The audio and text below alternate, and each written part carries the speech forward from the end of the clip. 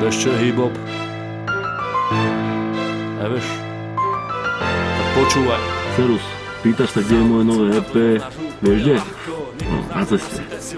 No, nahrávam posledné veci, doťahujem posledné detaily, takže čoskoro sa na to môžeš určite tešiť. Roka parta, hudba na plné pecky z auta, nestojím sám tam, dobre si nás rátaj, je nás viac jak veľa hlučný a granát. Tiež pripravujem spoluprácu s chalaniskom zo Želiezoviec, ktorý si hovorí v pode, takže aj to bude možno zaujímavé. Áno, writeri tí, čo do rúk sprej berú, vždy keď hľadajú ventil, majú potrebu nechať kúsok seba na scéne, ich ženie dopredu. A čo je podstatné, uvidíš ma v jednej z prvých častí novej relácie Klapka číslo 93401, takže si to čekni.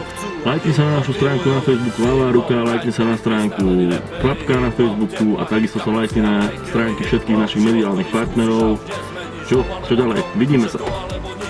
Hip-hop, writeri, freestyleri, raperi, hip-hop, tepláky, kapuci a breakery, hip-hop, život, ktorý skúsiš a už nezmeníš, hop alebo drop, všetko alebo nič, aj to je.